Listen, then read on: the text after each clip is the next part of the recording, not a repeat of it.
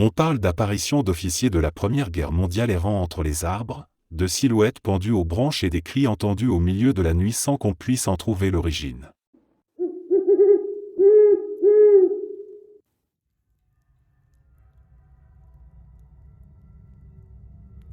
Je suis un ancien de l'US Air Force. J'ai été affecté entre 1992 et 1998 dans un centre de télécommunications situé à environ 1 heure de la base aérienne de Yokota, au Japon. Une nuit, nous n'étions que 2 en service. Mon ami, un adjudant-chef, était assis à la table de la salle de repos en train de regarder la télévision. Moi, je me tenais debout derrière lui, appuyé contre l'encadrement de la porte. À l'autre bout de la pièce, il y avait une grande fenêtre qui donnait sur un champ d'herbe à l'intérieur de notre enceinte clôturée. Il devait être environ 1 heure du matin. Alors que je regardais distraitement dehors, j'ai vu une silhouette de taille humaine apparaître dans le champ. Elle avançait lentement, comme si elle marchait, mais sans réellement toucher le sol. Elle semblait flotter, à une dizaine de mètres devant la fenêtre. Mon corps s'est figé instantanément. Pendant quelques secondes, je n'ai pas pu bouger. Une peur froide m'a traversé, mais je n'ai rien dit. Je ne voulais pas paraître fou, surtout en pleine nuit, dans un endroit déjà silencieux. La silhouette continuait d'avancer à un rythme régulier, sans bruit, sans réaction, comme si elle suivait un chemin invisible. Puis, très lentement, mon ami s'est retourné depuis la table. Son visage était pâle, les yeux grands ouverts. Il avait exactement la même expression que moi. Avant même que je puisse parler, il a dit d'une voix tendue, « Est-ce que tu viens de voir ça ?» À cet instant précis, le fait qu'il confirme ce que je voyais a été encore plus perturbant que l'apparition elle-même. Nous avons immédiatement commencé à décrire ce que nous avions vu, chacun de notre côté. Nos descriptions étaient identiques. La taille, la façon de se déplacer, l'endroit exact où la chose était apparue. Il n'y avait aucun doute possible. Nous avions vu la même chose, au même moment. Nous avons ensuite fait le tour complet du bâtiment, pièce par pièce. Personne d'autre n'était en service cette nuit-là. Toutes les portes étaient verrouillées. La clôture du site était fermée. Il n'y avait aucune trace de passage dans le champ. Rien qui puisse expliquer ce que nous avions observé. Le reste de la nuit s'est déroulé dans un silence lourd, chacun essayant de rester concentré tout en repensant sans cesse à cette silhouette. Lors de la relève le matin suivant, l'un des employés civils japonais nous a vus encore secoués. Sans que nous ne disions quoi que ce soit, il nous a raconté une histoire. Pendant la Seconde Guerre mondiale, après la capitulation du Japon, plusieurs Japonais présents sur ce site se seraient donné la mort. Le lieu n'avait jamais vraiment cessé d'être associé à ces événements.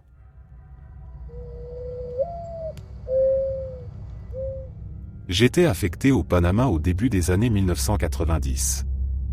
Nous faisions partie d'une unité de soutien logistique et, lors de nos sorties sur le terrain, nous effectuions des reconnaissances afin d'identifier des zones bâties pouvant être utilisées.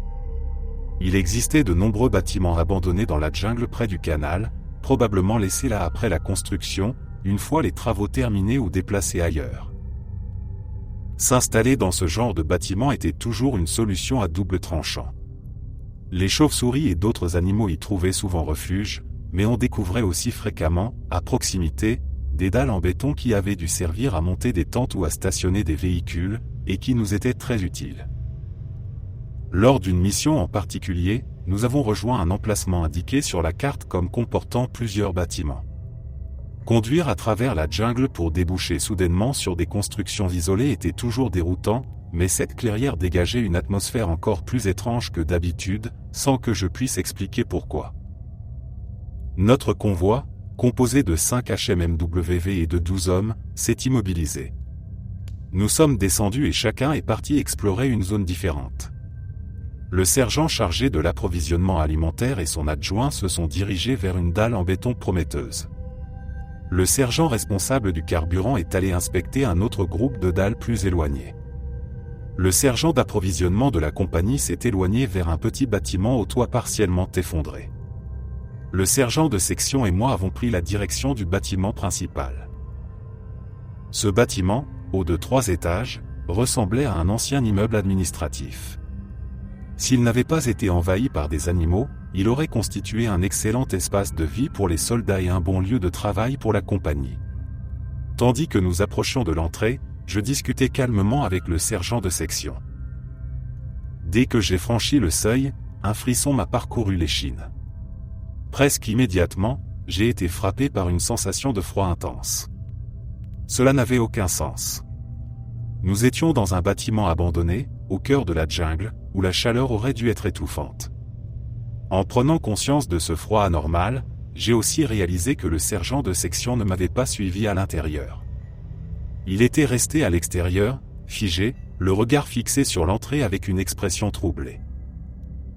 Je suis ressorti rapidement et j'ai compris qu'il avait entendu quelque chose à l'intérieur du bâtiment. Il m'a expliqué qu'une voix claire et forte s'était fait entendre juste avant que j'entre, prononçant une mise en garde en français pour m'empêcher d'entrer. De mon côté, je n'avais absolument rien perçu, si ce n'est cette sensation de froid inexplicable. Nous avons alors rebroussé chemin vers notre véhicule. Ce qui a rendu la situation encore plus étrange, c'est que les autres groupes revenaient eux aussi silencieusement vers leurs HMMWV, comme s'ils avaient tous vécu quelque chose qui les avait poussés à abandonner les lieux. Sans échanger un mot, nous sommes tous remontés dans les véhicules et avons quitté la clairière pour aller reconnaître un autre site. Nous n'avons jamais reparlé de cet épisode. Avec le recul, je le regrette. Je me demande encore aujourd'hui si les autres ont entendu la même voix, ou s'ils ont vu ou ressenti autre chose qui les a convaincus, comme nous, de partir immédiatement. Quand j'étais affecté en Corée du Sud en 2008, j'ai un souvenir extrêmement précis d'un réveil qui ne m'a jamais quitté. Je me suis réveillé brusquement dans ma chambre de caserne avec la certitude absolue que quelqu'un s'y trouvait. Je me suis redressé d'un coup dans mon lit et j'ai vu un soldat sud-coréen penché près de mon réfrigérateur. Je savais immédiatement que ce n'était pas un Katyusha. À l'époque, il portait des uniformes américains modifiés, alors que lui portait l'uniforme vert typique des soldats réguliers sud-coréens. Il était jeune, probablement autour de 20 ans.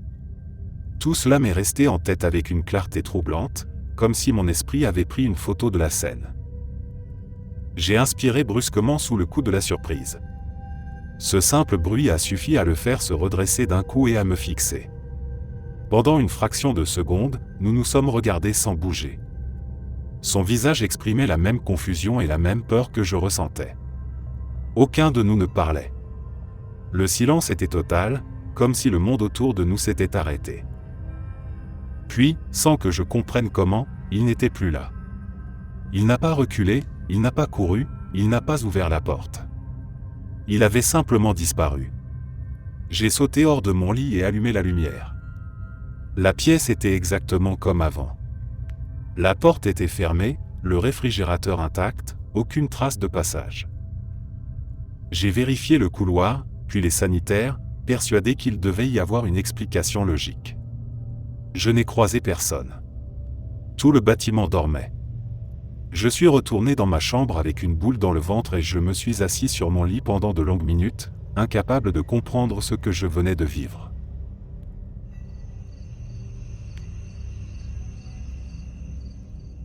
J'étais dans les marines, fusilier 0311, et j'ai été déployé à Ramadi en 2006. Si vous connaissez un minimum l'Irak, vous savez que Ramadi est un endroit horrible. Un nombre incalculable de personnes y ont trouvé une mort prématurée. Honnêtement, tellement de choses étranges, glauques et dérangeantes s'y produisaient qu'il devenait difficile de faire la différence entre le surnaturel et le simple fait que Ramadi soit Ramadi. Une nuit, nous participions à un raid.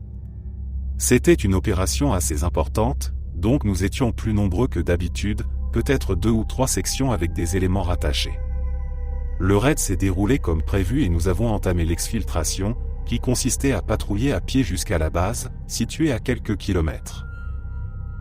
Pour ceux qui ne connaissent pas, je vais décrire un peu le secteur. À l'époque, Ramadi était essentiellement un amas de bâtiments criblés de balles, de cratères et de gravats. Ajoutez à cela une grande quantité d'insurgés en colère, des snipers ennemis et des engins explosifs improvisés, et vous avez Ramadi. On finissait par s'habituer à cet environnement, mais aussi à l'idée qu'on pouvait être pulvérisé à n'importe quel instant. En résumé, l'endroit n'était jamais paisible et il y avait toujours une sensation de menace pesant dans l'air. Revenons à cette nuit-là. Alors que nous rentrions en patrouille, en pleine nuit, nous avions parcouru environ les 2/3 du chemin quand la colonne a commencé à ralentir. Devant, j'entendais quelques-uns de nos gars crier sur quelqu'un, mais aucun coup de feu. J'ai pensé qu'ils étaient probablement tombés sur un civil et qu'ils lui avaient ordonné de rentrer chez lui. Rien d'inhabituel.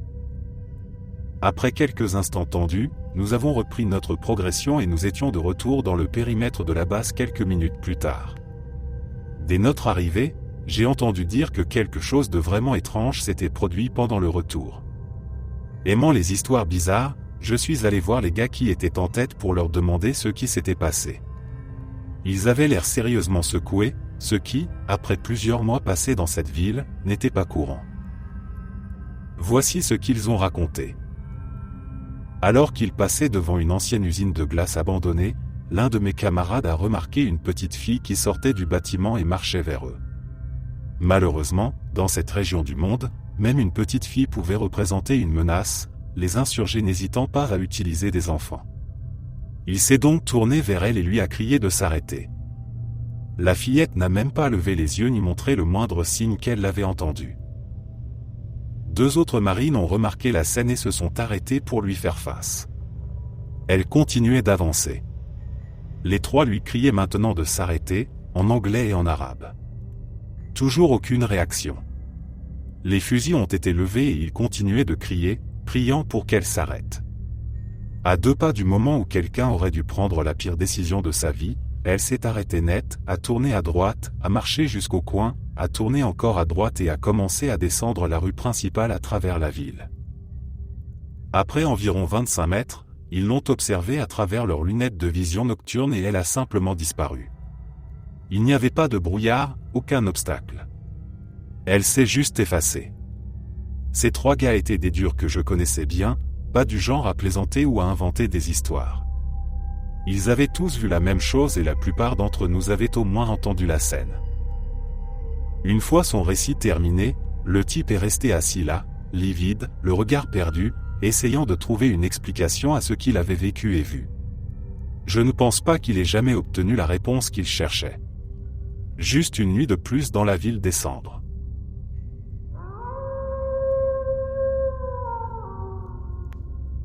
La compagnie A du février 1958 avait la réputation d'avoir une travée hantée pour les recrues. À l'époque, je montais la garde incendie une nuit, chargé de surveiller le dortoir pendant que tout le monde dormait. L'éclairage était faible et l'air était lourd, comme toujours au milieu de la nuit. C'est là que j'ai vu quelqu'un en uniforme complet sortir de l'espace entre 2 rangées de lits et marcher calmement vers les sanitaires.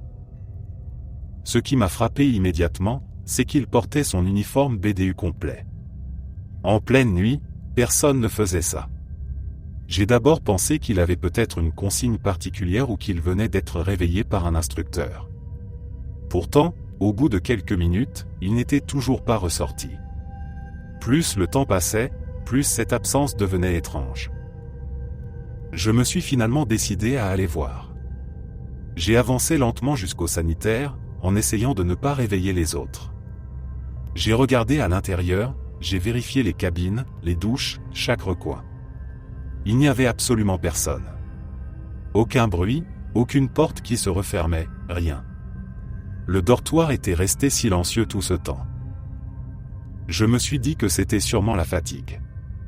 Le manque de sommeil faisait partie de l'entraînement, et j'ai mis ça sur le compte de la privation de sommeil. J'ai repris ma ronde et terminé mon service sans en parler à qui que ce soit, même si une sensation étrange me suivait jusqu'au matin. 4 ans plus tard, j'ai fait la connaissance d'un autre vétéran avec qui je suis devenu ami. En discutant, nous avons réalisé que nous avions tous les 2 suivi notre formation de base dans la même unité, à environ 8 ans d'écart. La conversation a naturellement dérivé vers les souvenirs de l'entraînement, les anecdotes étranges et les rumeurs qui circulaient.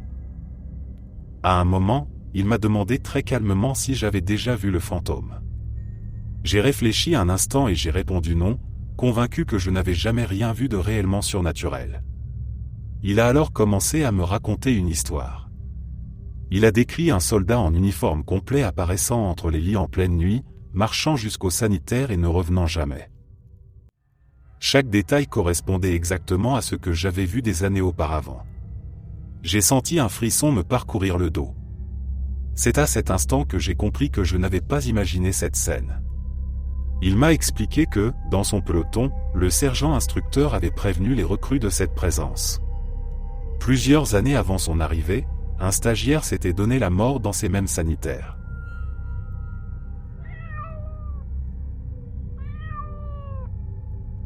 Je venais tout juste de terminer ma formation militaire initiale, les classes de base, l'AIT et quelques autres cours, puis j'ai été envoyé à ma première affectation. Mon unité était au NTC pour l'entraînement de pré-déploiement, alors j'ai rejoint l'échelon arrière. On m'a attribué une chambre et j'ai passé 3 jours et 3 nuits très perturbants dans la caserne, avec des choses étranges qui se produisaient. Du matériel qui n'était plus là où je l'avais laissé, des tiroirs pourtant verrouillés qui s'ouvraient, le micro-ondes qui s'allumait tout seul. Ce genre de choses. Mon colocataire, que je connaissais depuis la formation, est arrivé le 4e jour. Je lui ai dit quelque chose comme « Fais attention à tes affaires, quelqu'un touche à mon matériel et je ne sais pas qui ». La 4e nuit arrive. Mon colocataire et moi sécurisons notre chambre et notre équipement, puis on va se coucher. Réveil à 5h30 pour le sport, donc coucher tôt. On verrouille tout et on s'endort. Je me suis réveillé vers 1h du matin parce que ma couverture était tombée par terre et j'avais froid, ce qui était étrange parce qu'on était dans le sud en été et qu'il fait toujours chaud. Je descends pour récupérer ma couverture et je remarque que mon armoire est ouverte. J'ouvre le cadenas, je ferme l'armoire, je la verrouille et je retourne me coucher. Je me rendors assez facilement, mais je me réveille de nouveau vers 2h30 et toutes mes affaires ainsi que celles de mon colocataire sont éparpillées dans la chambre. Je réveille mon colocataire. Il est furieux parce que quelqu'un est en train de nous faire chier et on n'arrive pas à comprendre qui. On range tout, on verrouille nos affaires et on retourne se coucher. Je me réveille une 3e fois à 3h37 et nous ne sommes pas seuls.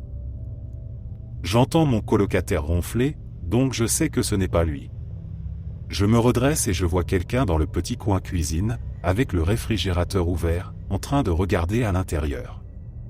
J'ai de nouveau très froid. J'allais dire quelque chose quand le soldat s'est retourné. Mes yeux ont eu un moment pour s'adapter à la lumière vive, puis j'ai commencé à reconnaître l'équipement. La lampe en forme de L sur son épaule, son sac à lisse avec les portes-chargeurs et les gourdes, les bottes et la tenue. Ce type était prêt au combat. Quand mon regard est arrivé à son visage, il s'est légèrement tourné et j'ai vu. La moitié de sa tête et de son casque avaient disparu. Arraché, à en juger par l'aspect. À ce moment-là, j'étais terrifié. Il a refermé le réfrigérateur, traversé la pièce en me fixant de ses yeux verts vifs, ouvert la porte d'entrée de la chambre et est sorti. En sortant, il s'est retourné et m'a dit « Fais attention à toi ». Je n'ai pas dormi le reste de la nuit. Je n'ai pas réveillé mon colocataire. Je suis resté assis dans mon lit pendant environ 2 heures, jusqu'à ce que je doive me préparer pour le sport. À 6h30, tout le monde est dehors devant la caserne, en formation, prêt à commencer le sport, et le premier sergent par intérim me dit « Eh, ça va ? On dirait que tu as vu un fantôme. » Je lui réponds « Négatif, tout va bien, premier sergent, prêt à y aller. » À peu près à la moitié de l'entraînement, il vient me voir et me demande ce qui ne va pas parce que je suis visiblement secoué. Je lui dis que ça va, que je n'ai juste pas bien dormi. D'autres me demandent aussi si tout va bien et je mens en disant que oui. En réalité, ça n'allait pas du tout et ils pouvaient le voir, mais ils m'ont laissé tranquille.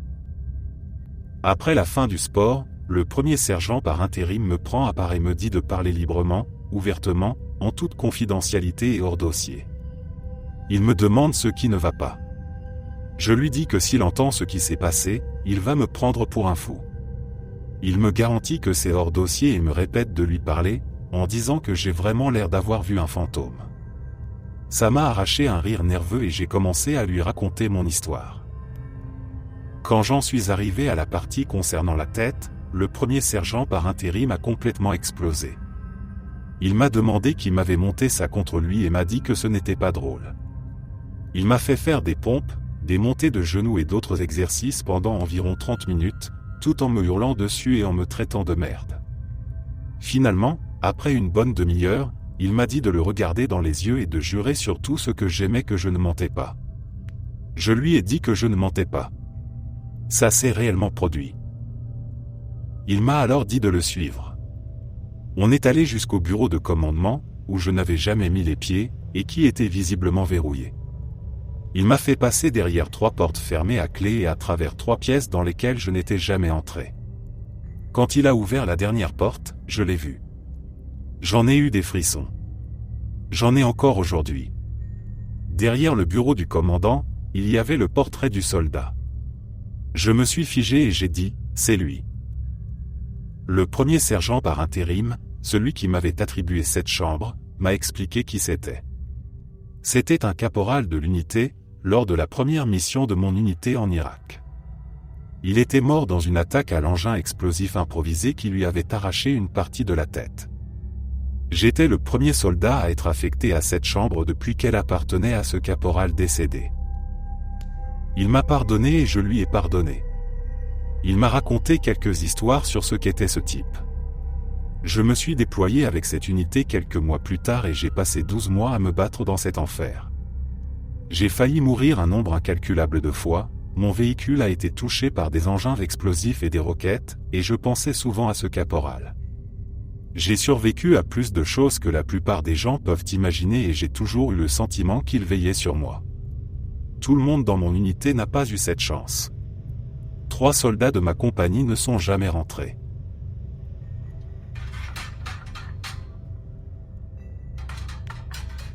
Quand j'étais affecté à Okinawa, je ne savais pas encore à quel point cette île pouvait être dérangeante. Avec le recul, il suffit de s'y intéresser un peu pour comprendre pourquoi tant de gens parlent d'un endroit étrange. À l'époque, je vivais dans une chambre de caserne assez classique. Mon lit était surélevé, comme un lit superposé sans couchette en dessous.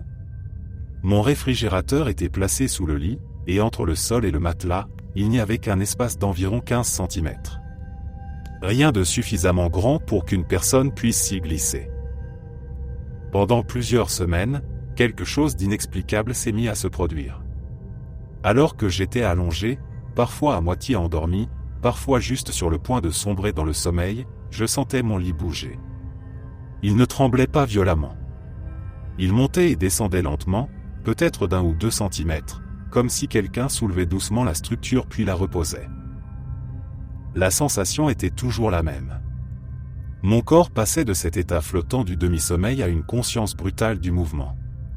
J'ouvrais les yeux, j'écoutais, je retenais mon souffle. Rien ne suivait. Le mouvement n'était ni rapide ni régulier, et il s'arrêtait souvent de lui-même. Certaines nuits, cela n'arrivait pas du tout. D'autres fois, cela se produisait une seule fois avant de cesser. Au début, j'ai cherché des explications simples.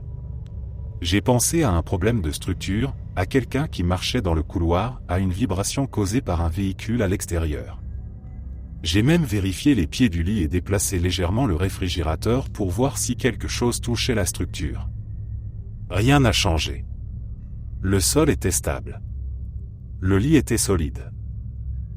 Malgré tout, je finissais toujours par me rendormir. La fatigue prenait le dessus, et je me persuadais que mon esprit me jouait des tours. Pourtant, chaque fois que cela recommençait, la même question revenait. Si ce n'était pas un rêve, si ce n'était pas le bâtiment, alors qu'est-ce qui pouvait bien faire bouger un lit de cette façon, dans une pièce silencieuse, au milieu de la nuit?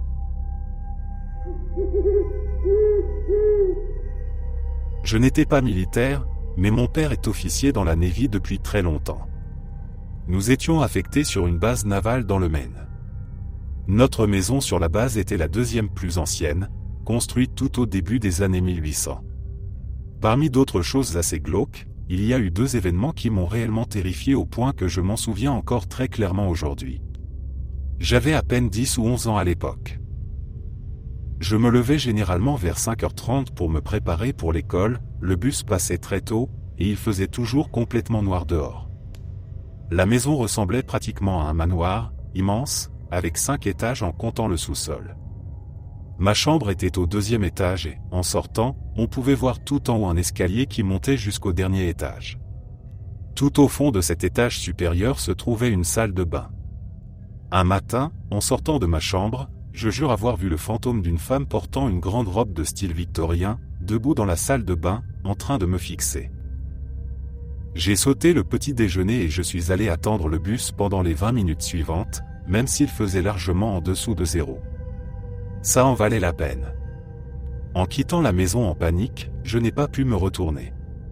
J'avais la sensation très forte qu'elle m'observait depuis la fenêtre de cette salle de bain, tout en haut de la maison. Le deuxième incident était encore pire, honnêtement. J'étais au rez-de-chaussée, dans la cuisine, en train de prendre mon petit déjeuner. La porte arrière de la maison se trouvait dans une petite pièce derrière la cuisine et j'étais assis dos à elle.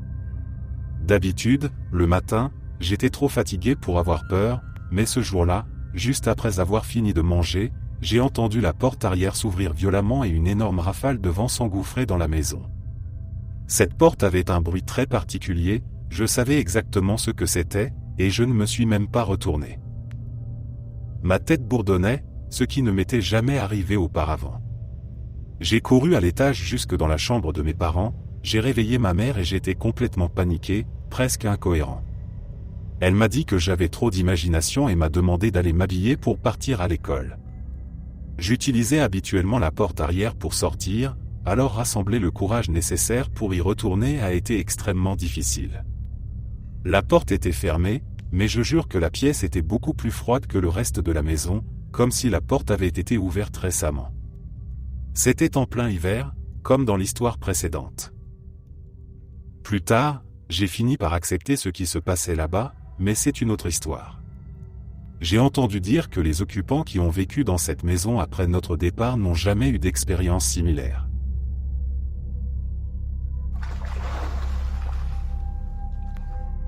J'étais dans les marines. Nous étions déployés à Okinawa pour quelques mois, comme c'était le cas régulièrement puisque le bataillon faisait tourner une compagnie sur l'île selon un cycle établi.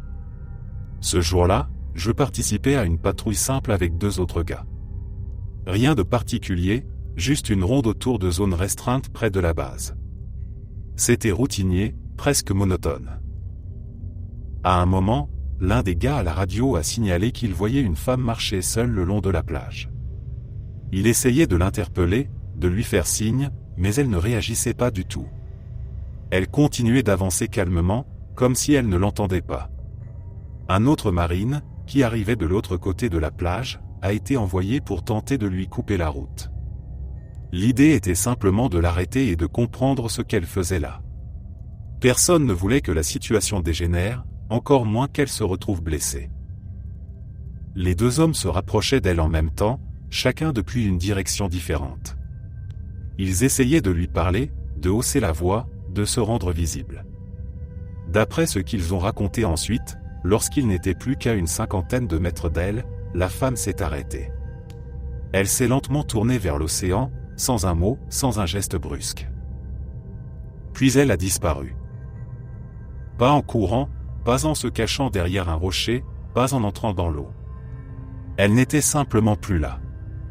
En l'espace d'un instant, la plage était vide. Les 2 marines se sont retrouvées face à l'endroit exact où elles se tenaient, incapables de comprendre ce qui venait de se passer. Quand ils sont revenus vers nous, leur visage avait changé. Ils parlaient vite, se coupaient la parole, essayaient de décrire la scène chacun de leur côté. Ils auraient pu nous faire une blague, mais s'ils jouaient la comédie, alors ils étaient incroyablement convaincants. Ils étaient pâles, tendus, visiblement secoués. Ce n'était pas l'attitude de gars qui rigolent.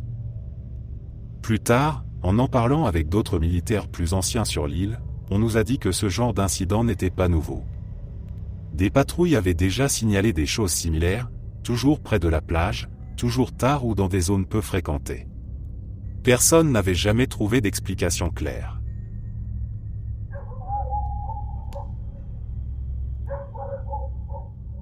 Je travaillais dans un laboratoire d'un hôpital militaire. Un hôpital militaire assez ancien.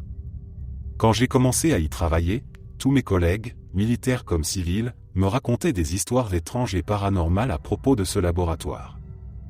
La plupart du temps, il s'agissait de portes qui se fermaient toutes seules, de lumières qui clignotaient, de bruits bizarres, ce genre de choses. Je n'y ai jamais vraiment cru et, en plus, ça ressemblait à une forme de bizutage, alors je souriais et je continuais mon travail. 1 an plus tard. Je suis complètement formé sur tous les secteurs et je suis affecté au service de nuit. En gros, je travaille seul dans tout le laboratoire de 15h à 1h du matin. Je suis entièrement seul. Pendant les premiers mois, tout est parfaitement normal. Puis, vers le 6e mois, des choses étranges commencent à se produire. Des lumières, des bruits, etc. Rien que je ne pouvais affirmer comme étant totalement inexplicable. Après environ une semaine de bizarrerie, je suis assis à un bureau au centre du laboratoire principal, en train de regarder des documents pendant un moment calme. J'entends alors ce qui ressemble à des pas, puis une porte qui s'ouvre du côté de la microbiologie. Cette section est de l'autre côté du labo, à une dizaine de mètres, avec des étagères et du matériel qui bloquent la vue directe. À ce moment-là, je pense que c'est le personnel de nettoyage ou peut-être un collègue revenu travailler. Je me lève par curiosité pour aller vérifier. J'avance jusqu'à avoir une ligne de vue et je vois le dos d'un homme grand, portant une blouse blanche, entrer en microbiologie. Sur le moment, ce n'était pas totalement étrange, mais quand même bizarre, surtout parce que je ne le reconnaissais pas, même de dos. Je le suis donc dans la pièce pour voir qui c'est. La section de microbiologie est vide. Complètement vide. Je l'ai vu entrer et il n'y a aucune autre entrée ni sortie. À ce stade, je suis assez perturbé, mais je réussis à finir mon service sans perdre complètement mes moyens. Je sais ce que j'ai vu, mais je me dis que j'étais peut-être fatigué ou autre chose, je ne sais pas. Le lendemain, j'en parle à quelques collègues. Leur réaction est aussi effrayée qu'elle aurait dû l'être pour moi. Ils m'expliquent alors que le mari de la responsable de la microbiologie est mort il y a de nombreuses années et qu'il y a une rumeur selon laquelle il traînerait encore dans le laboratoire. La responsable de la micro est une femme très âgée qui travaille là depuis extrêmement longtemps. À ce moment-là, plusieurs éléments commencent à prendre sens et me font encore plus peur. L'homme que j'ai vu porter une blouse blanche. Or, nous portons tous des blouses bleues. Le laboratoire portait des blouses blanches dans les années 1980. Cet homme était très grand. Apparemment, le mari décédé de la responsable l'était aussi. Et il entrait en microbiologie.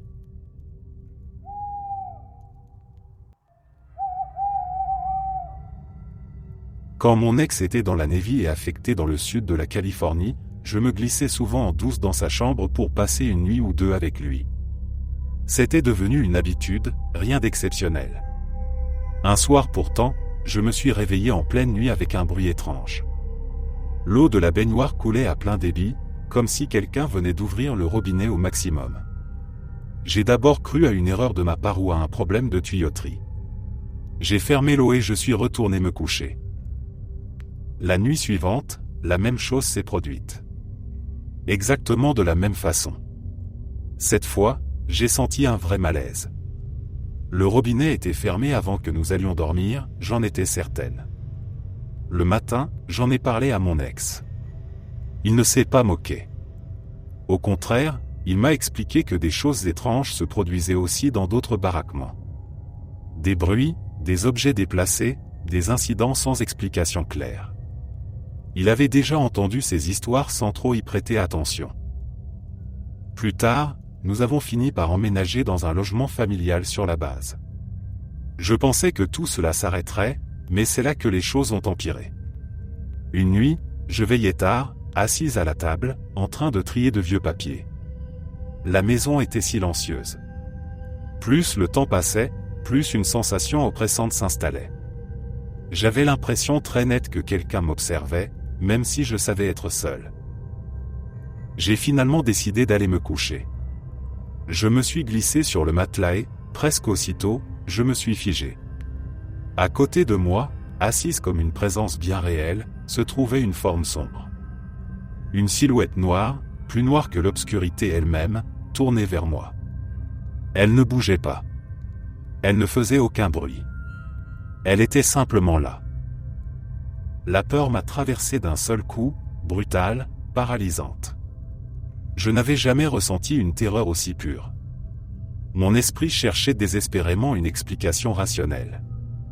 C'est cette panique qui m'a poussé à une conclusion absurde. Je me suis convaincu que ce n'était que mon ombre. Cette idée, aussi illogique soit-elle, m'a apporté un soulagement immédiat. Je me suis tourné, j'ai fermé les yeux, et je me suis endormi presque aussitôt, comme si mon corps avait lâché prise.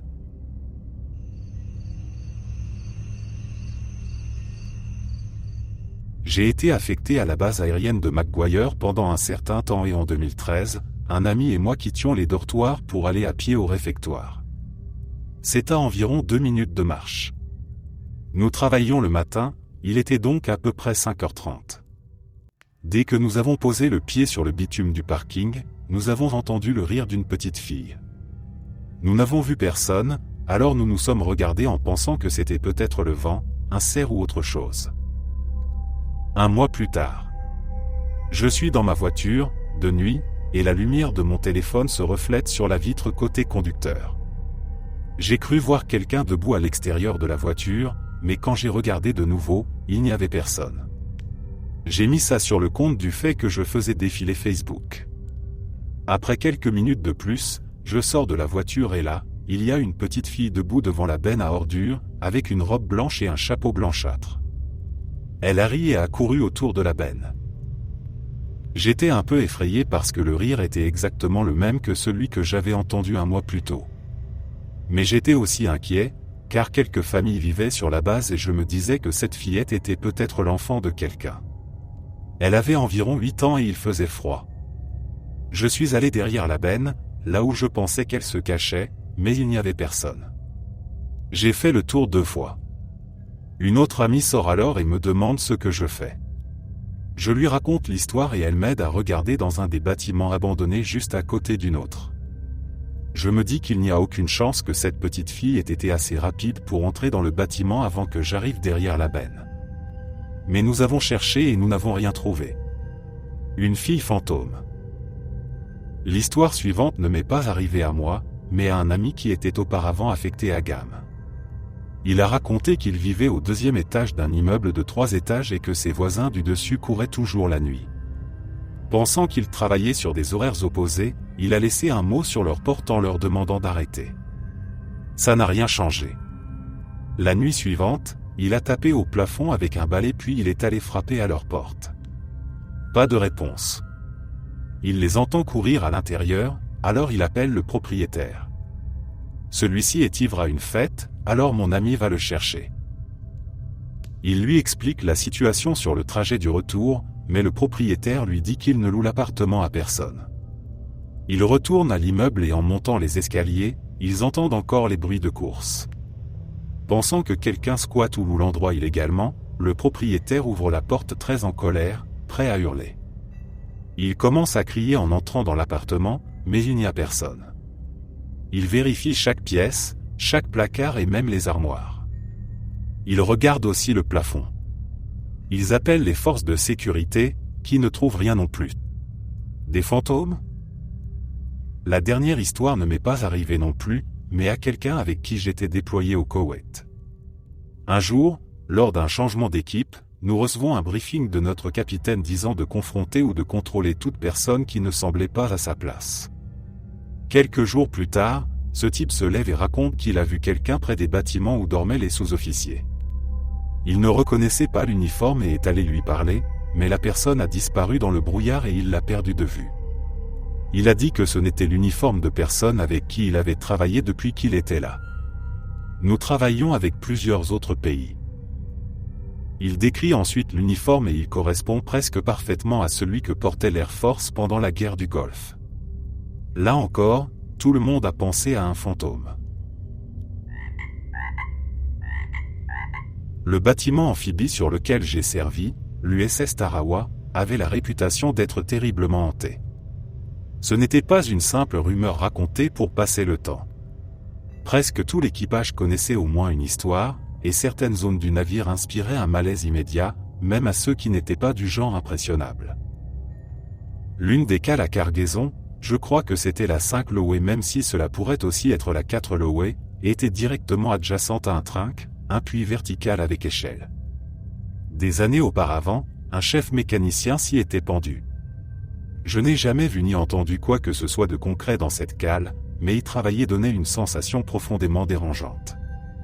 Ce qui la rendait différente des autres cales du même pont, c'était sa configuration. On ne pouvait pas voir tout l'espace depuis un seul point.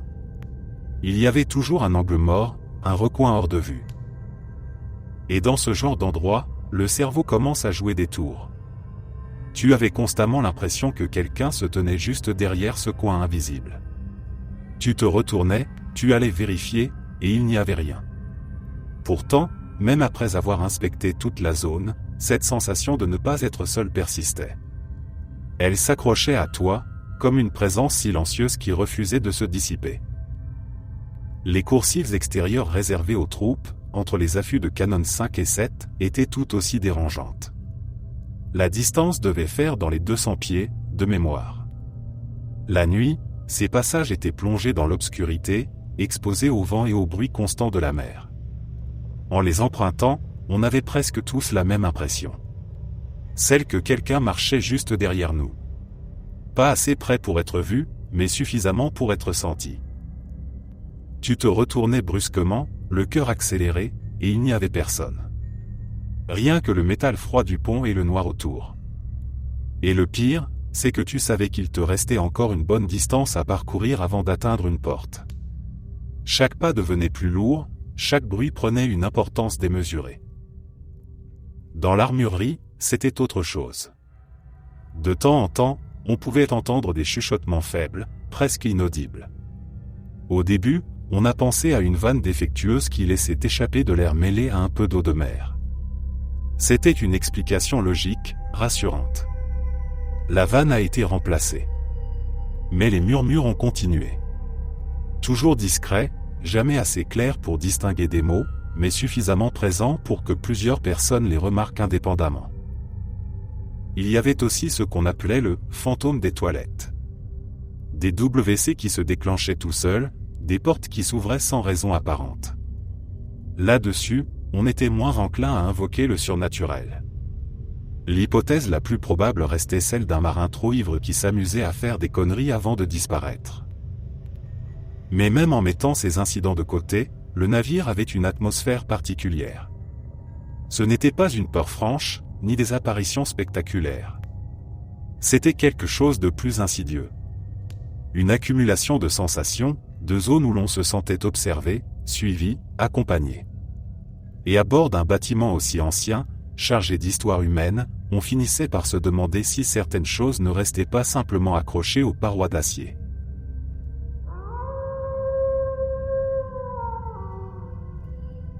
J'étais en exercice de terrain avec la garde nationale dans l'État de New York. Pour la nuit, on nous a fait dormir dans un vieux bâtiment de défense civile qui n'avait visiblement plus servi depuis les années 50. Rien qu'en y entrant, on avait l'impression de remonter le temps. Le béton était épais, les couloirs étroits, l'air stagnant, et tout semblait figé dans une autre époque. Nous dormions dans une grande pièce séparée en deux par une cloison improvisée. J'étais allongé sur mon lit de camp, face à la porte de notre moitié de la salle. La porte donnait directement sur un long couloir droit, mal éclairé, qui disparaissait dans l'obscurité. Tout était calme quand je me suis endormi. Vers 3 heures du matin, je me suis réveillé d'un coup. J'avais froid comme jamais auparavant. Pas un simple frisson, mais un froid profond, violent, comme si la chaleur avait été aspirée hors de mon corps. Je tremblais sous ma couverture, incapable de me rendormir. C'est là que j'ai entendu les pas. Ils venaient de la gauche du couloir. Des pas lourds, lents, espacés, résonnant contre le béton. À chaque pas, le bruit devenait plus fort, plus proche. Ce n'était pas quelqu'un qui marchait normalement. Chaque impact faisait vibrer l'air, comme si quelque chose de très lourd avançait sans se presser.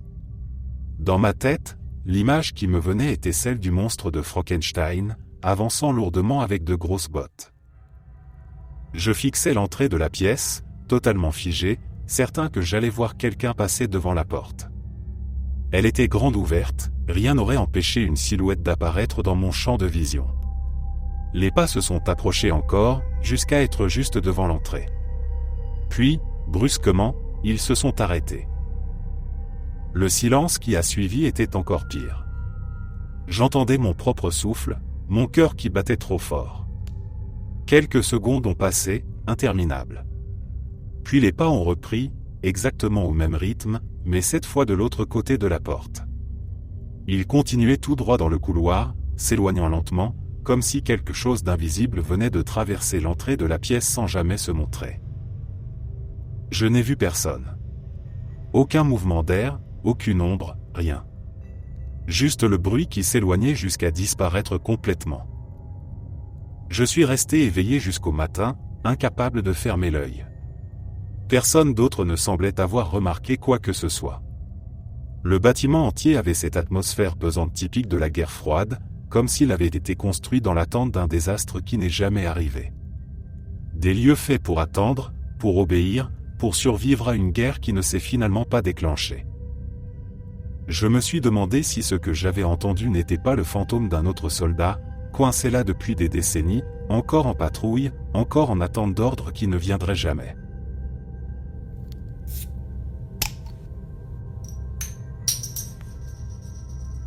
En avril 2003, mon unité faisait partie de l'invasion de l'Irak. Nous avancions lentement vers Bagdad depuis environ une semaine à bord de HMMWV, progressant jour après jour dans un paysage sans repère. Ce soir-là, nous avons établi un périmètre pour la nuit à un endroit quelconque du désert, choisi presque au hasard parce que la fatigue l'emportait sur tout le reste. Notre attitude habituelle, désinvolte et bravache, avait disparu. Elle avait été remplacée par une nervosité sourde que personne ne commentait vraiment. Le désert semblait vide, mais il ne dormait pas. Les tempêtes de sable se succédaient, réduisant la visibilité à presque rien, et des chiens errants hurlaient sans interruption autour de nous. À un moment, l'un de mes camarades a cru entendre des voix humaines mêlées aux cris des animaux, et pendant quelques minutes tout le monde a serré son arme sans dire un mot. J'avais l'impression étrange que le temps s'était figé.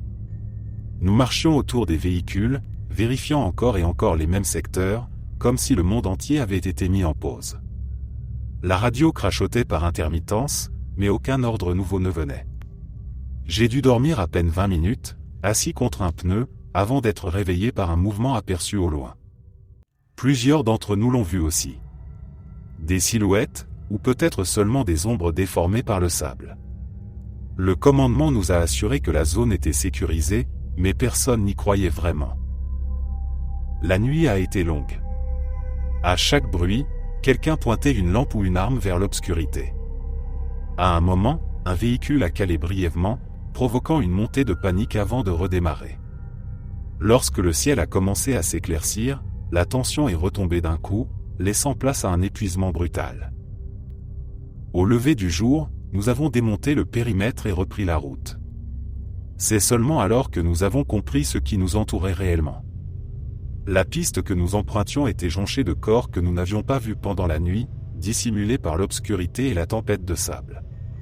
Certains étaient proches, trop proches de notre position. Le silence dans les véhicules était total pendant que nous traversions cette zone. Personne ne parlait, et personne n'a oublié cette nuit-là.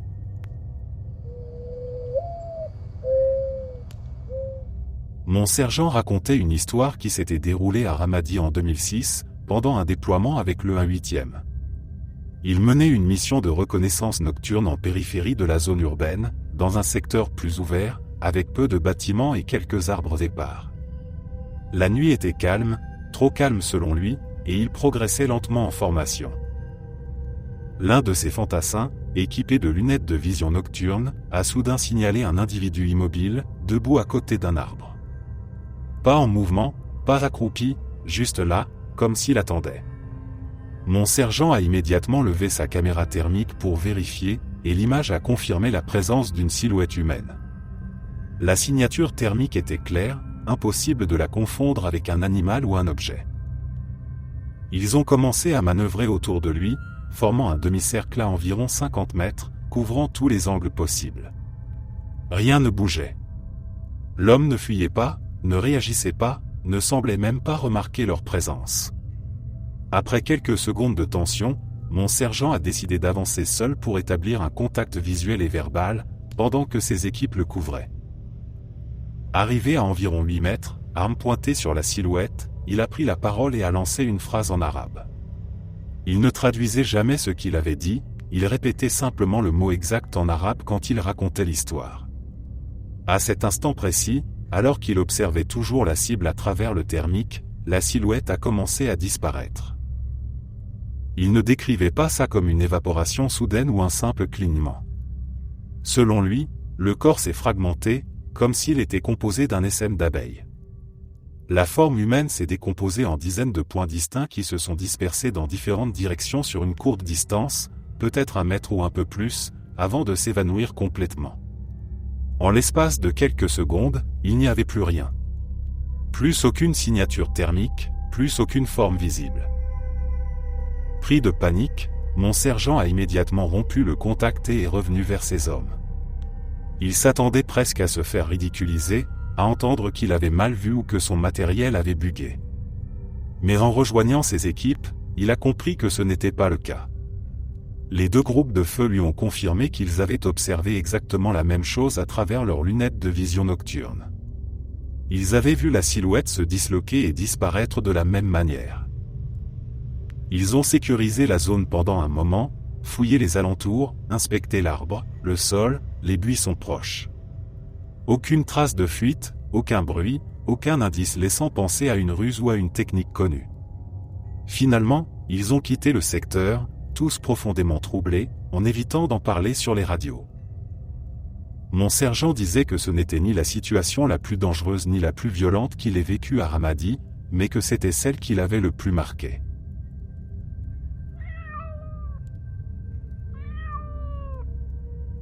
C'est l'histoire de mon père. Il était commandant de chars en Israël pendant la guerre de Yom Kippour, une guerre qui a été catastrophique pour Israël durant les premiers jours.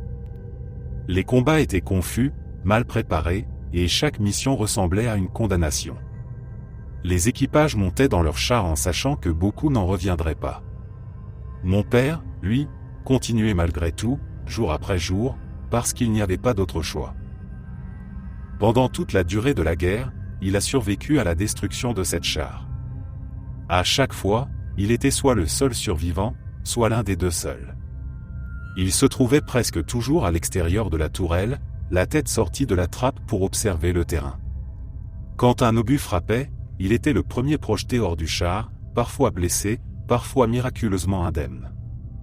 Il voyait ses camarades disparaître, sentait la chaleur, le souffle, la violence, puis il se relevait et repartait vers un autre char, comme si son corps agissait sans lui demander son avis.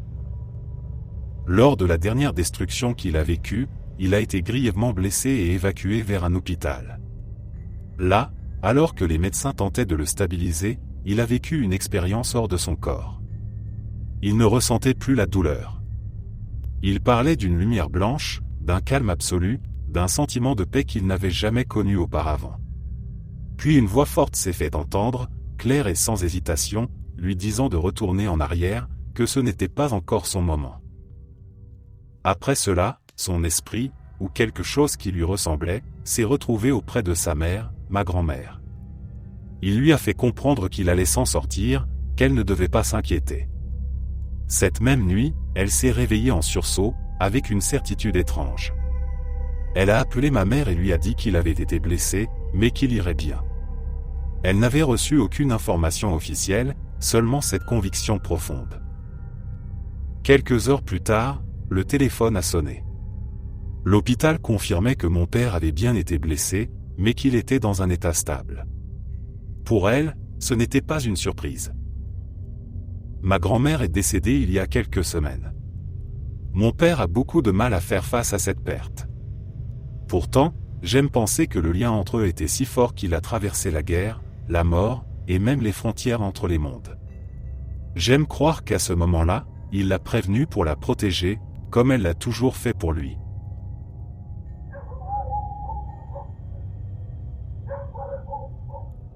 C'est une histoire plus légèrement dérangeante que réellement paranormale, et clairement pas quelque chose de réservé au milieu militaire, mais elle m'a marqué. En 2015, à Camp Buring au Koweït, un ami et moi roulions à travers une zone assez ouverte de la base.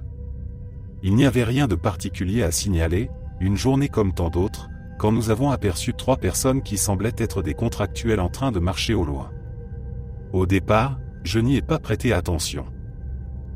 Mon ami, un sergent-chef avec 18 ans de service, quelqu'un de très sérieux et pas du genre à s'inventer des histoires, les a remarqués le premier. Il a lâché un « c'est quoi ce bordel ?» d'un ton sec.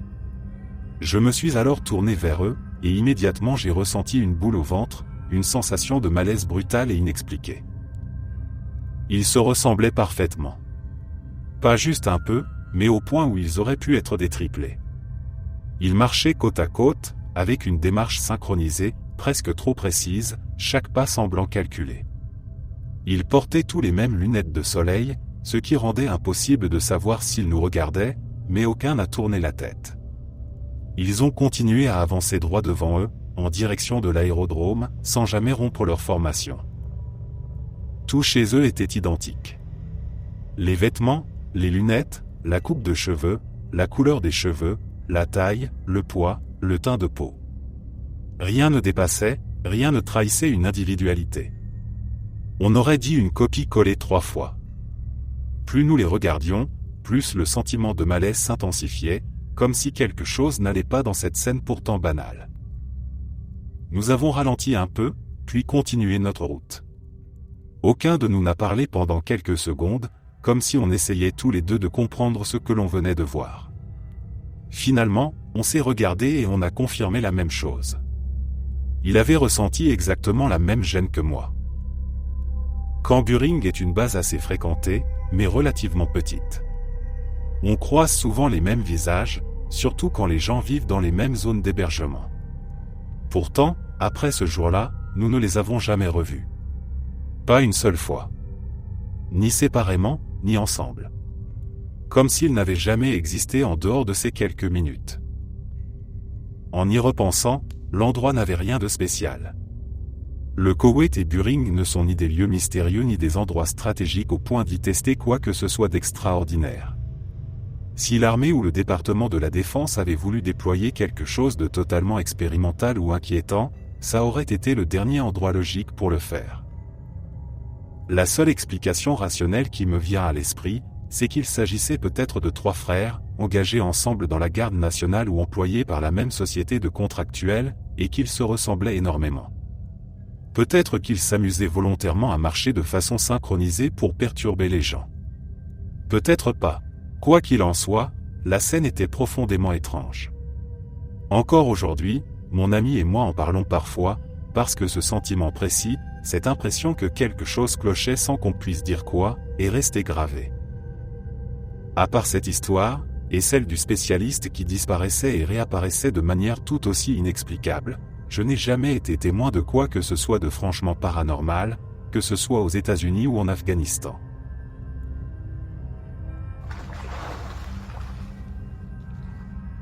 L'absence totale de pollution lumineuse au fin fond de l'Afghanistan est incroyable quand on aime observer le ciel nocturne. La nuit, tout devient immense et écrasant, comme si le désert ouvrait une fenêtre directe sur l'univers.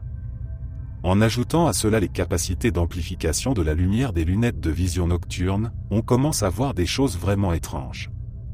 Des points qui bougent trop vite, d'autres qui changent de direction sans raison apparente, parfois des éclats qui disparaissent brusquement.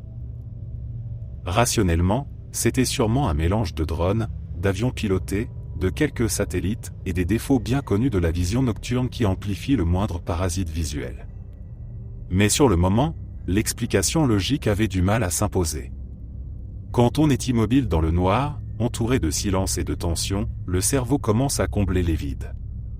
Chaque mouvement dans le ciel semble intentionnel, presque observateur. Je me souviens être resté longtemps à fixer ces lumières, à me demander si je regardais simplement des machines humaines ou quelque chose de totalement différent. Cette sensation m'a souvent rappelé une histoire que racontait mon grand-père, vétéran de la Seconde Guerre mondiale. L'un de ses souvenirs de guerre les plus marquants se déroulait en France. Lui et d'autres soldats étaient regroupés dans un fossé, épuisés, sales, affamés, attendant que quelque chose arrive sans vraiment savoir quoi. Soudain, Une femme française est apparue. Elle avançait calmement, sans montrer la moindre peur, et distribuait des pommes aux soldats, passant de l'un à l'autre comme si la guerre n'existait pas autour d'eux. Mon grand-père a détourné le regard un court instant, juste le temps de parler à l'homme à côté de lui. Quand il a regardé à nouveau, la femme avait disparu. Il n'y avait aucun chemin, aucune maison, aucun endroit où elle aurait pu se cacher aussi rapidement. Les autres soldats ont juré ne pas l'avoir vue partir non plus. Elle était simplement là, puis plus là. Il admettait qu'il devait exister une explication logique. Peut-être qu'ils étaient trop fatigués, trop stressés, ou que le terrain offrait une issue qu'ils n'avaient pas remarquée. Mais au fond de lui, il n'en était pas convaincu.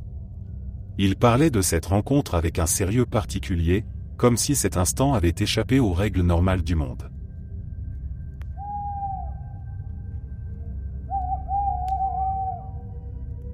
Quand j'étais affecté sur un porte-avions, le simple fait d'y vivre m'a peu à peu convaincu que le navire était hanté.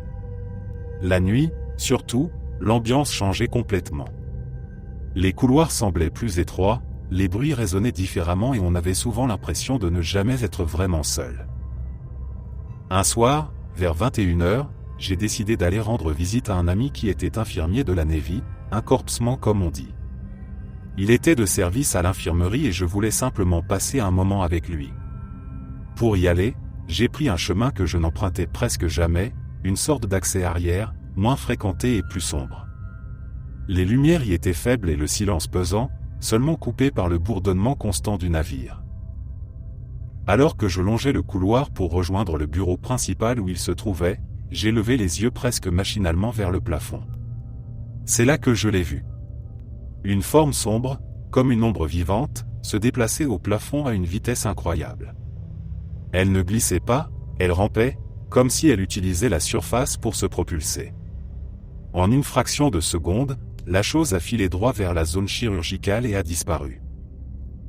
Mon cœur s'est emballé. Sans réfléchir, j'ai couru aussi vite que possible jusqu'au bureau de l'infirmerie. J'étais essoufflé, pâle, et quand j'ai raconté ce que je venais de voir à mon ami, je m'attendais presque à ce qu'il se moque de moi. Au lieu de ça, son visage a changé immédiatement. Il savait exactement de quoi je parlais. Il m'a dit que ce phénomène était bien connu parmi ceux qui travaillaient souvent de nuit à l'infirmerie. Plusieurs personnes avaient vu la même chose au fil des années, toujours dans les mêmes zones, toujours de la même manière. Il m'a expliqué que beaucoup préféraient ne pas en parler, de peur de passer pour fou ou d'attirer l'attention. Mais entre eux, les corpsmen reconnaissaient que quelque chose d'étrange se manifestait parfois sur le navire.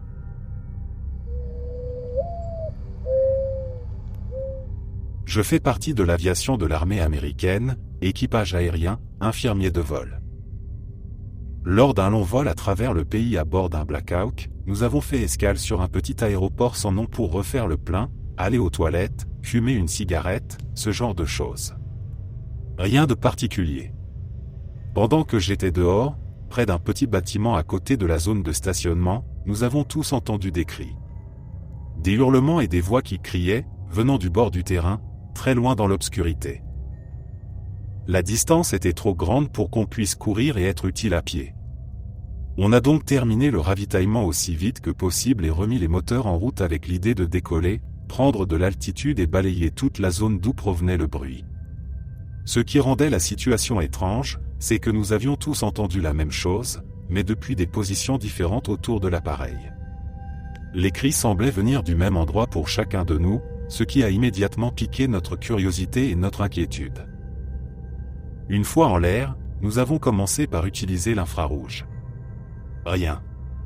Ensuite les lunettes de vision nocturne. Toujours rien. Pas de silhouette, pas de mouvement, pas de source de chaleur.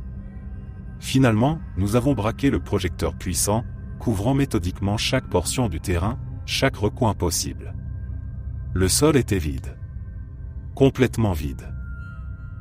S'il s'était agi d'une blague, nous aurions forcément trouvé quelqu'un. Même un plaisantin aurait laissé une trace, une voiture, une source thermique, quelque chose. À moins qu'un type particulièrement malin ait installé des haut-parleurs au milieu de nulle part, dans une zone totalement déserte, il n'y avait rien qui puisse expliquer ce que nous avions entendu. Nous sommes repartis sans réponse. Le vol a continué comme prévu, mais l'ambiance dans l'appareil avait changé. Personne ne plaisantait. Chacun repassait la scène dans sa tête, essayant de rationaliser. Le plus dérangeant, ce n'était pas seulement l'absence d'explication, mais le fait que nous avions tous entendu ces cris avec la même clarté. Comme s'ils avaient été destinés à être entendus, puis effacés aussitôt. Quand j'étais CDO pour le Navmag à Gam, vers 2014, cet incident faisait partie des choses étranges parmi beaucoup d'autres. J'étais encore en formation pour le poste et je suivais mon first class à travers le complexe afin de verrouiller les bâtiments pour la nuit.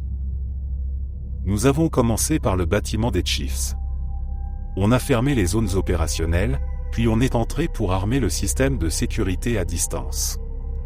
C'est à ce moment-là que nous avons entendu un bruit bizarre, un long souffle électrique, quelque chose comme un TSSSHHH continu. On s'est regardé sans rien dire et on a continué jusqu'à un des bureaux. À l'intérieur, la télévision était allumée et les chaînes défilaient toutes seules vers le haut, les numéros montant sans interruption. On a haussé les épaules, pensant à un simple dysfonctionnement. On a éteint la télé et poursuivi la procédure de fermeture du bâtiment. Tout semblait normal ensuite. Une fois sorti, le CDO responsable s'est rendu compte qu'il avait oublié le sac du CDO à l'intérieur du bâtiment des Chiefs. On a donc fait demi-tour pour le récupérer. On a rouvert la porte, désarmé le système de sécurité, et immédiatement ce même bruit nous a accueillis à nouveau. Le même son, exactement. En entrant dans le bureau, la télévision était de nouveau allumée. Cette fois, les chaînes défilaient dans l'autre sens, vers le bas. Là, le malaise s'est installé. On a décidé de débrancher complètement l'appareil. Mais même une fois la prise retirée du mur, l'écran est resté allumé et a continué à changer de chaîne comme si de rien n'était. On a appelé le Watch Officer pour lui expliquer ce qui se passait et lui dire que nous allions quitter la zone sans terminer la fermeture complète de tous les bâtiments. Il n'a clairement pas apprécié la nouvelle, mais on n'a pas insisté. On a armé le dernier bâtiment aussi vite que possible, sans traîner, puis on a quitté le secteur presque en courant.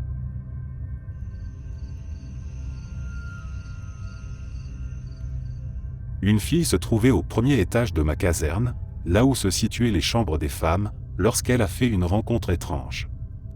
Elle est tombée face à ce qui semblait être un esprit, prenant l'apparence d'une vieille femme afro-américaine. L'entité lui a donné son nom et lui a demandé de transmettre un message à une certaine Coréen Brown. Ce n'était pas le vrai nom de la personne, simplement une façon de le dissimuler. La seule personne portant ce nom dans toute la caserne était la sergente de peloton qui assurait le sécu cette nuit-là. Encore sous le choc, la fille est descendue presque immédiatement pour voir la sergente. Elle lui a raconté ce qui venait de se produire et a décrit avec une précision troublante la grand-mère de la sous-officière. Elle en a donné le teint, le nom exact et le message transmis. Elle n'a jamais répété mot pour mot ce que l'esprit avait dit, mais elle a précisé que c'était quelque chose de très personnel, quelque chose que personne d'autre n'aurait pu connaître. Dès qu'elle a compris, la sergente s'est effondrée et a éclaté en sanglots, incapable de se contenir.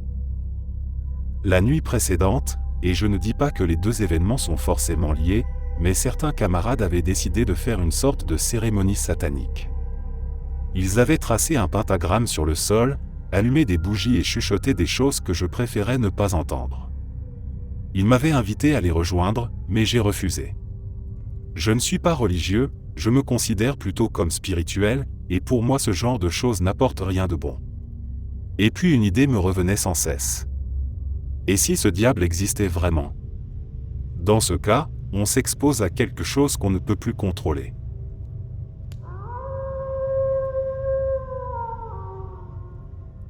Il s'agit d'histoires rapportées par d'autres, concernant des marins actuels qui ont séjourné dans les anciennes casernes de la Navy à Hawaï, celles qui existaient déjà lors de l'attaque de Pearl Harbor. Ces bâtiments ont été mitraillés à l'époque et portent encore une histoire lourde, même si aujourd'hui ils sont toujours utilisés. Dans l'un des récits, un marin se trouvait dans une salle de bain complètement vide, tard dans la nuit. Alors qu'il était aux toilettes, il s'est rendu compte qu'il n'y avait plus de papier. Il a d'abord cru qu'il allait devoir se débrouiller seul, jusqu'au moment où un rouleau de papier toilette a soudainement été lancé par-dessus la cloison de la cabine. Surpris, il a remercié par réflexe, pensant qu'un autre marin se trouvait là. Lorsqu'il est sorti, la salle de bain était totalement inoccupée. Personne, aucune porte qui claque, aucun bruit de pas. Le bâtiment était censé être vide à ce moment-là. Une autre histoire parle d'un marin qui était de quart. Il assurait la surveillance, parfaitement conscient, sans fatigue particulière.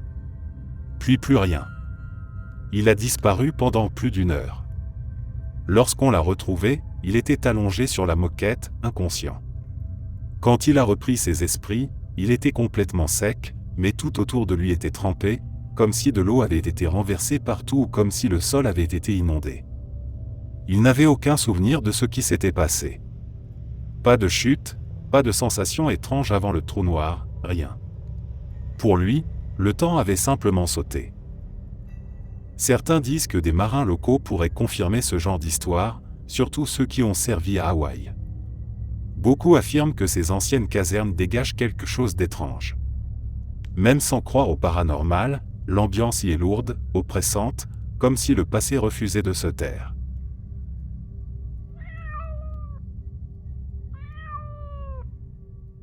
Demande à n'importe quel militaire britannique ayant participé à un exercice dans le Stanford Training Area et il te parlera presque à coup sûr de Madhouse Plantation. À l'origine, cet endroit abritait un hôpital destiné aux officiers de la Première Guerre mondiale jugés trop profondément marqués psychologiquement par l'horreur des tranchées pour être réintégrés dans la société. Ces hommes, brisés par ce qu'ils avaient vu et vécu, y étaient isolés, loin des villes et des regards.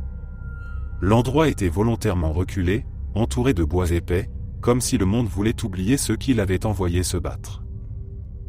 L'hôpital a été démoli en 1938, après que le War Office a racheté les terres pour en faire une zone d'entraînement militaire. Cette fonction est restée la même jusqu'à aujourd'hui. Sur le papier, il ne reste donc rien de cet ancien bâtiment. Pourtant, comme on peut l'imaginer, un lieu avec une histoire aussi sombre a naturellement donné naissance à des rumeurs. Elles se transmettent surtout aux jeunes soldats en instruction, souvent racontées par leurs cadres, à mi-chemin entre avertissement et tradition orale.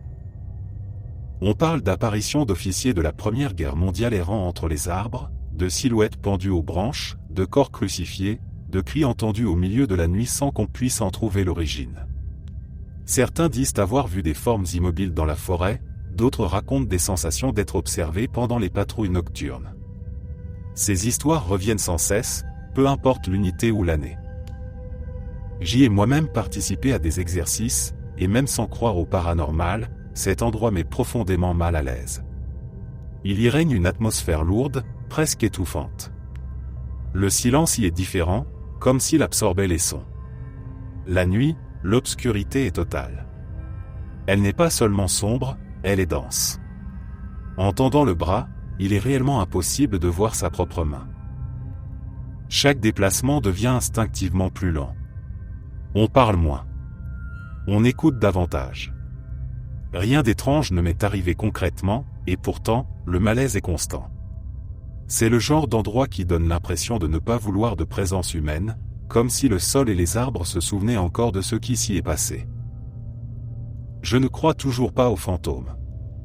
Mais Madhouse Plantation reste l'un de ces lieux où l'on comprend pourquoi certaines histoires survivent autant, parce que même sans preuve, l'endroit lui-même semble porter le poids de son passé.